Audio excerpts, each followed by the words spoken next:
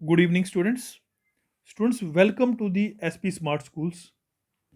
Students, as you know, हर साल की तरह इस साल हमारा मेगा रिवीजन प्रोग्राम जो है वो चल रहा है।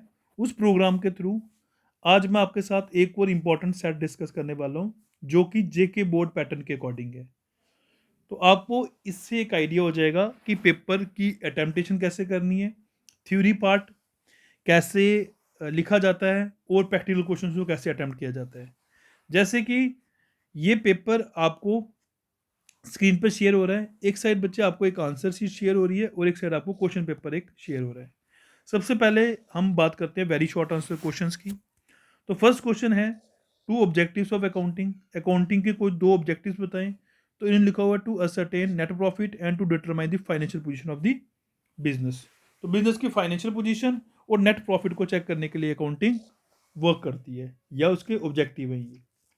नेक्स्ट क्वेश्चन, कैपिटल क्या होती है? तो हमें पता है capital is the amount invested by the owner और the partners of the business into the business. It can be calculated by this formula.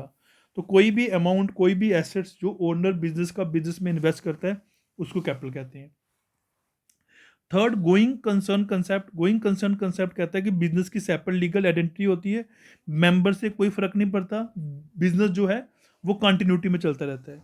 Same लिखो, business will continue its operation regardless of its owner which may be come and go. Member आएंगे जाएंगे, business को फर्क नहीं पड़ेगा। Next one, four accounting principles. Accrual principle, money measurement concept, business identity concept and matching concept. तो ये four principles लिखे हुए इन्होंने, ठीक लिखे हैं। नेक्स्ट क्वेश्चन, आपको कैपिटल निकालनी है। मुझे कैश दिया है, बैंक दिया है, डेटर्स दिए हैं, प्लांट मशीनरी दिया है, फर्नीचर दिया है और क्रेडिटर्स दिए हुए हैं। तो मुझे पता है कि एसेट्स जो होते हैं वो कैपिटल प्लस लाइबिलिटी के बराबर होते हैं। अब मुझे कैपिटल निकालनी है तो एसेट्स में से लाइबिलिटी माइनस कर लेते हैं तो हमारी कैपिटल आ जाएगी। तो इन्होंने वही किया हुआ है, एसेट्स में से लाइबिलिटीज माइनस कर दी हैं तो आपकी कैपिटल आ गई हुई है। कैपिटल हमारी 15,000 आएगी, ठीक किया हुआ है। Next question, any two advantages of trial balance. Trial balance की कोई दो एडवांटेजेस बताएं। तो ट्रायल बैलेंस बिजनेस की अर्थमेटिकल एक्यूरेसी को चेक करता है, या लेजर अकाउंट्स की अर्थमेटिकल एक्यूरेसी को चेक करता है, एंड फाइनल अकाउंट्स को प्रिपेयर करने में हेल्प करता है। तो ठीक है बच्चे, दो मेथड डेप्रिसिएशन के हमें पता है, रिटर्न ऑन मेथड और स्टेट एंड मेथड होते हैं।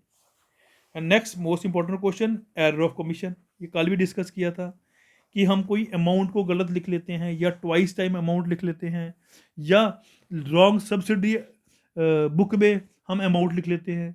उस तरह के एरर्स को अब एरर ऑफ कमीशन बोलते हैं। इसको कहते हैं इनकरेक्ट एंट्री लिख देना, ठीक है। तो आपने देखा कि जो 1 मार्क्स के क्वेश्चन हैं वो सारे ठीक लिखे हुए हैं।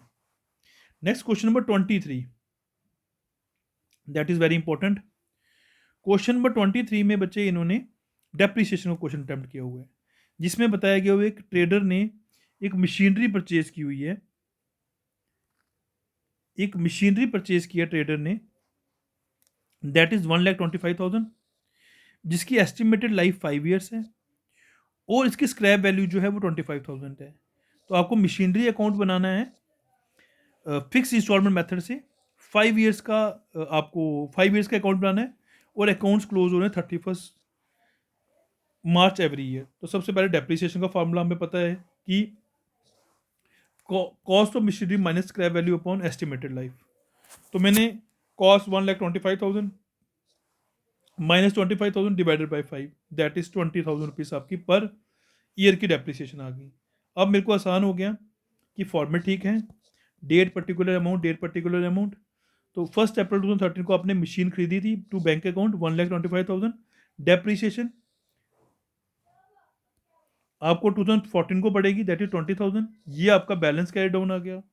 फिर बैलेंस ब्रॉट डाउन किया, 20,000 depreciation, 85,000 rupees balance carry down, फिर 85,000 बैलेंस कैरी डाउन, 20,000 डेप्रिसिएशन, फिर 65,000 बैलेंस कैरी डाउन। इस तरीके से मेरे को 5 ईयर का अकाउंट बनाना है। तो ठीक था, बिल्कुल एक्यूरेट बनाए हुए बच्चे, 8 मार्क्स इसके मिल जाएंगे क्वेश्चन के। So next question number 22, that is हमारा विदाउट एडजस्टमेंट। फाइनल अकाउंट है विदाउट एडजस्टमेंट, जिसमें opening stock, machinery, furniture, debtor, bank balance, cash in hand, purchase, carriage सब कुछ दिया हुआ है, तो बस मुझे आइटम्स का पता होना चाहिए कौन सी आइटम्स कहाँ कहाँ आती हैं। जैसे मुझे पता ओपनिंग स्टॉक ट्रेडिंग कोड में आता है, परचेजिंग ट्रेडिंग कोड में आती हैं, कैरेज ट्रेडिंग कोड में आता है, आपका सेल रिटर्न ट्रेडिंग कोड में आता है, सेल्स ट्रेडिंग कोड में आती हैं। तो बस मुझे ट्रेडिंग कोड के आइटम्स पता होने चाहिए, मेरे को वो आइटम्स लिख देनी है यहाँ पे। तो मेरे पास ग्रॉस प्रॉफिट 400 आ गया। फिर प्रॉफिट लॉस अकाउंट के आइटम हमें पता है कि discount allowed profit loss account में आता है, सैलरी प्रॉफिट लॉस अकाउंट में आती है, rent and taxes profit loss account में आते हैं, प्रिंटिंग एंड स्टेशनरी या प्रिंट का खर्चा जो होता है वो प्रॉफिट लॉस अकाउंट में आता है। तो ग्रॉस प्रॉफिट को ब्रॉट डाउन कर दिया वो यहाँ पे। तो टोटल आपके पास जो नेट लॉस आया वो 26,400 आया। अब नेट लॉस हमारी बैलेंस शीट में आ जाता है। तो इन्होंने बैलेंस शीट भी एक्यूरेट बनाई हुई है, liability amount, assets amount, capital less drawing less net loss, ये आपके पास बैलेंस शीट में आ गया अमाउंट। फिर क्रेडिटर्स का दिया, आउटस्टैंडिंग रेंट आपको दिया हुआ है, machinery furniture debtor bank balance और कैश इन हैंड। तो बैलेंस शीट एक्यूरेट मिल गई, तो पूरे 8 मार्क्स इसके मिल जाएंगे क्वेश्चन के। नेक्स्ट क्वेश्चन जो है question number 18, that is of journal entry. Journal entry का फॉर्मूला फॉर्मेट होता है date particular ledger folio debit credit. तो first entry cash deposit into the bank, bank to cash, ठीक लिखी हुई है। Rent receive from Didar by cheque, bank to rent receive क्योंकि nominal account है। Third, cash withdrawal from bank for personal use, drawing to bank. Fourth, cash withdrawal from bank for personal use, drawing to bank. Cash issued to cheque issue to Ramzan of 20,000 dishonoured, तो Ramzan to bank, ठीक है। Salary paid by cheque, salary आपने cheque से pay की है, salary to bank account. तो बिल्कुल accurate entries की हैं, पूरे मार्क्स मिलेंगे 6 marks. Now the next question बच्चे आपका ट्रेडिंग प्रॉफिट लॉस अकाउंट का क्वेश्चन है। ये कुछ आइटम्स दी गई हुई हैं मुझे।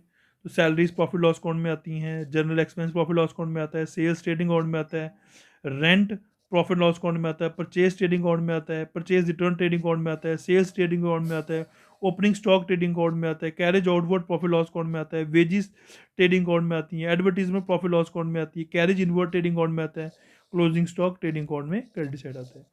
ठीक लिखा बच्चे इन्होंने। इनका ग्रॉस प्रॉफिट 4100 आया, फिर ग्रॉस प्रॉफिट को ब्रॉट डाउन कर दिया इन्होंने, और जो नेट प्रॉफिट आया वो 2100 आया।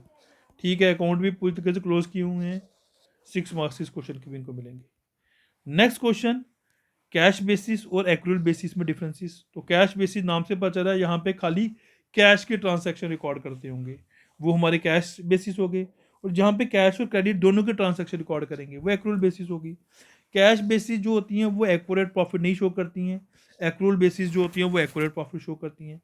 कैश बेसिस सिंपल होती हैं, अंडरस्टैंड जल्दी आसान समझ आ जाती है, पर एक्रूअल बेसिस कॉम्प्लेक्स होती हैं।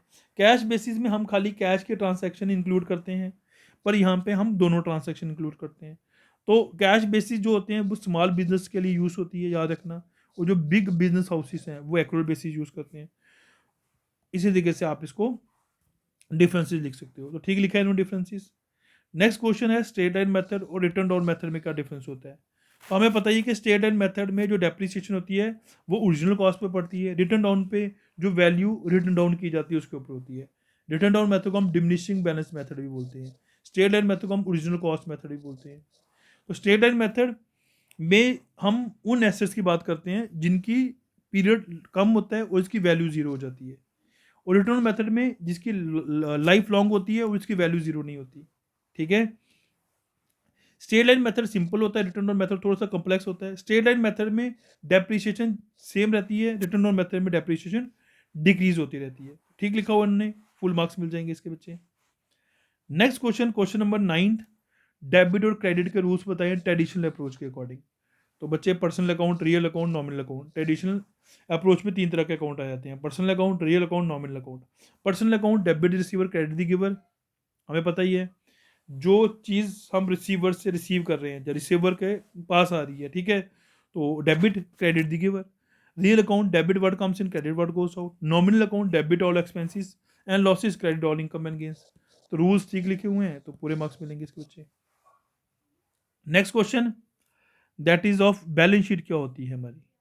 बैलेंस शीट हमें पता ही है कि यहाँ पे एसेट्स और लाइबिलिटीज लिखी जाती हैं, और ये कंपनी की फाइनेंशियल पोजीशन को बताती है कि कंपनी की फाइनेंशियल पोजीशन क्या है। ये हम अकाउंटिंग ईयर के एंड में बनाते हैं, यहाँ पे हमारे एसेट्स और लाइबिलिटीज आपस में मैच करते हैं और बैलेंस शीट हमारी इक्वल आ जाती है। तो ये ठीक लिखा है इन्होंने। Next question, rectification of error क्या होता है? रेक्टिफिकेशन ऑफ एरर हो गया एरर को रेक्टिफाई करना। रेक्टिफाई मतलब ठीक करना। आपने कोई गलतियां कर दी हैं, अब गलतियों को ठीक करना पड़ेगा। ठीक करने को हम क्या कहते हैं? Rectification of errors. क्या बोलते हैं?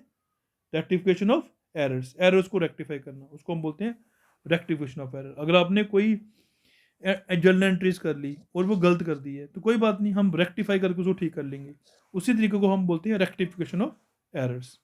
एंड क्वेश्चन नंबर 13, ट्रांसैक्शंस क्या होती हैं? तो ट्रांसैक्शंस हमें पता ही है कि जब दो पार्टीज के बीच में कोई बिजनेस ट्रांसैक्शन होगी, मतलब एक पर्सन बायर है, एक पर्सन सेलर है, तो सेलर प्रोडक्ट बेच रहा है, बायर प्रोडक्ट खरीद रहा है, तो इस तरीके से जो एक्सचेंज होगा उसी को हम बोलेंगे ट्रांसैक्शन। ट्रांसैक्शन फाइनेंशियल बेसिस पे होती है, फाइनेंशियल स्टेटमेंट होती है एक किस्म की। ठीक है। नेक्स्ट क्वेश्चन, 2 अकाउंटिंग कन्वेंशंस पूछी गई हुई हैं। तो फुल डिस्क्लोजर कंसेप्ट और money measurement concept.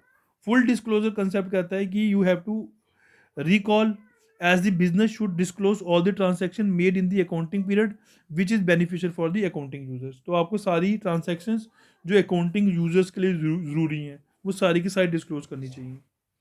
And money measurement concept कहता है कि आपको वही ट्रांसैक्शन नोटिफाइड करनी चाहिए, लिखनी चाहिए जिसको मनी से मेजर किया जा सके। तो ठीक लिखा हुआ इन्होंने। नेक्स्ट क्वेश्चन, आपको ट्रायल बैलेंस के ऑब्जेक्टिव्स बताने हैं। तो trial balance merely statement not an account. फिर ये अर्थमेटिक एक्यूरेसी बताता है, इसी की हेल्प से फाइनल अकाउंट्स बनते हैं। ठीक है। यही हमारी जो है एक पर्टिकुलर डेट पे प्रिपेयर किया जाता है, कोई पर्टिकुलर पीरियड नहीं है पर पर्टिकुलर डेट पे प्रिपेयर किया जाता है। तो इससे हमारे लेजर जो होते हैं, लेजर अकाउंट्स, वो चेक हो जाते हैं कि ठीक बने कि नहीं बने। ठीक है। तो ट्रायल बैलेंस के ऑब्जेक्टिव्स बहुत ज़्यादा है, तो ये भी आप पॉइंट इसमें नोट डाउन कर सकते हो जो मैंने आपको एक्स्ट्रा पॉइंट लिखाए हैं। नेक्स्ट, डेप्रिसिएशन क्या होता है? कोई फीचर्स बताए डेप्रिसिएशन के। तो depreciation mean to permanent decrease in the value of assets. Assets की वैल्यूज को परमानेंट तरीके से डिक्रीज होती रहती है, उसी को बोलते हैं depreciation. Depreciation is a charge not an charge on the cost of asset not on the market value. ये कॉस्ट ऑफ एसेट्स पे चार्ज किया जाता है, मार्केट वैल्यू पे नहीं किया जाता। ये नॉन कैश एक्सपेंस होते हैं, ये फिजिकली भी हो सकते हैं, फंक्शनल भी हो सकते हैं। It is not charge on the intangible assets like goodwill, patent, right, extra. ठीक लिखे हैं, फीचर्स भी ठीक लिखे हैं, बच्चे फुल मार्क्स मिल जाएंगे इस क्वेश्चन के भी। 17th क्वेश्चन, BRS क्या होता है, उसके फीचर्स क्या होते हैं? तो मैंने आपको बताया था BRS हो गया बैंकिंग रिकंसाइल स्टेटमेंट। हम बैंक की स्टेटमेंट को रिकंसाइल कर रहे हैं। रिकंसाइल मतलब हम बैंक की स्टेटमेंट, बैंक के पास पासबुक है, हमारे पास कैश बुक है, उसी को मैच करने को हम कहते हैं बैंकिंग रिकंसिलिएशन स्टेटमेंट। सिंपल तरीके से चेक करना है कि हमारा कैश बुक पासबुक से मैच कर रहा है कि नहीं कर रहा, तो बैंकिंग रिकंसिलिएशन स्टेटमेंट। तो it is a statement not an account. ये एक स्टेटेड डे पे बनाया जाता है। It does not form a particular double entry system और बुक कीपिंग का डबल एंट्री सिस्टम फॉलो नहीं करता। तो इससे हमारी जो कंपनी की एक्यूरेसी है पता चल जाता है कि हमारी कैश बुक पासबुक से मैच कर रही है कि नहीं कर रही है। तो इस तरह से आप पॉइंट्स में ऐड कर सकते हैं। क्वेश्चन नंबर 10th हमारा रह गया था बच्चे, फैक्टर्स इफेक्टिंग डेप्रिसिएशन। तो मैंने बताया था cost of asset, scrap value, estimated life. तो बहुत सारे पॉइंट्स हम और भी ऐड कर सकते हैं कि डेप्रिसिएशन को कौन कौन से फैक्टर्स इफेक्ट करते हैं। जैसे कॉस्ट ऑफ एसेट में आया कि अगर आपकी गुड्स में कोई कॉस्ट बढ़ रही है, जैसे आपने 1,80,000 रुपीज़ का कोई गुड्स खरीदे, तो 20,000 रुपीज़ अगर आपने उसके ऊपर इंस्टॉलेशन के ऊपर खर्च किया तो कॉस्ट कितना हो गया? 2 लाख। तो ये भी तो कॉस्ट इफेक्ट करेगी डेप्रिसिएशन को। उसी तरीके से स्क्रैप वैल्यू जो होती है वो भी तो इफेक्ट करेगी। फिर इसकी लाइफ कितनी है, एस्टिमेटेड लाइफ भी तो इफेक्ट करेगी। तो ये पॉइंट्स आपने याद रखने हैं। आई होप आपको आज का जो पेपर है वो समझ आया होगा। सो ये बड़ा इंपॉर्टेंट पेपर था जो मैंने आपसे डिस्कस किया। Thank you students.